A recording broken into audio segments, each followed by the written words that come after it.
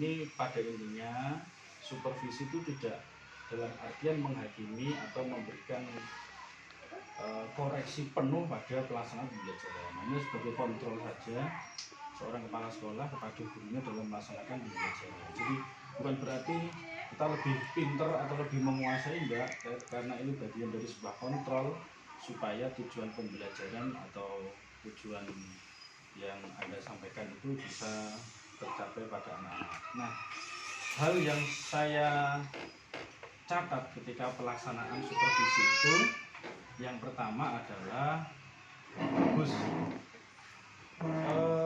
Pembelajaran sekarang itu harus mengintegrasikan kecakapan dengan upgrade 21. Minimal ada 4 indikator itu. Yang pertama ada penguatan karakter, 3K PPK itu penguatan pendidikan karakter itu. Lalu yang kedua muncul literasi, numerasi, sosbud sama sains. Lalu yang ketiga berpikir kritis siswa itu. Jadi siswa itu high order thinking skills. Jadi muncul berpikir kritis. Ketika Bu Nur tadi menyampaikan materi tentang kekeluargaan, maka muncul pada anak bagaimana itu meletakkan nilai-nilai literasi, membaca bapak itu ini, adiknya bapak namanya ini. Lalu yang mungkin bisa dimasukkan pada mata pelajaran itu atau materi itu, mungkin numerasinya tadi. Numerasi kan di pembelajaran terakhir kan ada, tapi di pembelajaran ketika keluarga itu belum muncul. Jadi mungkin bisa dibandingkan, coba keluarganya si A tadi berapa, keluarganya si B berapa, banyak mana antara A dengan B. Lalu keluarganya di antara satu kelas ini siapa yang keluarganya paling banyak. Lalu anak bisa menyebutkan, muncul inquiry-nya. Kemudian berikutnya berarti numerasi itu harus masuk pada materi kalau semua materi. Bagaimana kita itu punya, maksudnya gini loh Pak, saya tanyakan, saya materinya kan tentang keluarga besar, berarti numerasinya juga tentang itu, tentang keluarga itu. Iya, sepintas keluarga itu aja. Jadi paling tidak anak itu punya logik menghitungnya itu ada. Jadi biar terbiasa nanti ketika di kelas-kelas atas dia terbiasa dengan itu. Kemudian berikutnya discovery itu sudah bagus, sudah masuk. Bagaimana anak itu menemukan bapaknya namanya siapa, ibunya namanya siapa, dan seterusnya.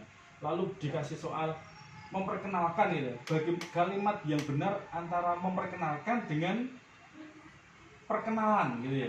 Saya sendiri bingung Bu tadi. Saya sendiri yang ya, terlalu hotnya terlalu tinggi mungkin. Memperkenalkan dengan perkenalan itu dua kalimat yang hampir sama, iya hampir mirip aja, hanya perbedaannya kan di kalimat tanyanya itu. Kemudian bagus tadi pelaksanaannya menggunakan big books, lalu menggunakan media pembelajaran yang lain, bagus. Terus kemudian penilaian berikutnya penguasaan pada kelas Bu, mungkin bagaimana Bu Nur itu menangani anak yang hiper gitu. Seperti beberapa anak yang hiper. Mungkin triknya bisa dengan kita sapa, atau mungkin dengan permainan yang kita berikan simulasi tadi, dengan role play kita bermain Bu Nur perintah. Kalau tidak ada kata Bu Nur perintah, maka jangan ikuti. Kalau ada Bu Nur perintah, maka ikuti. Sebagai bentuk punishment-nya, sanksinya, mungkin diambil kursinya, anak itu disuruh berdiri saja. Itu saya kira punishment yang paling ringan dan mungkin membuat anak sesuai. Kemudian yang tidak kalah pentingnya, Bu Nur disampaikan tujuan pembelajaran di awal. Jadi anak-anak hari ini kita akan belajar tentang keluarga. Kita berharap nanti setelah materi keluarga ini anak-anak semuanya bisa menyebutkan keluarganya berapa, bapaknya namanya siapa, kakek, nenek, dan seterusnya. Jadi supaya nanti ketika di akhir-akhir pembelajaran, ketika Bu Nur mengadakan post test, persis sesuai dengan tujuan yang diharapkan. Terima kasih Bu Nur, hanya itu evaluasi, dan sekali lagi tidak menghakimi, tapi ini hanya sebatas kita sharing ya. Jadi kita sharing supaya nanti jenengan ada kendala sampaikan ke kami. Kalau kami tidak bisa memberikan jalan keluar, nanti kita akan sharing bersama. Mudah-mudahan kedepannya kita bisa menjadi lebih baik gitu Pak. Amin, amin, itu harapan kita semuanya. Terima kasih.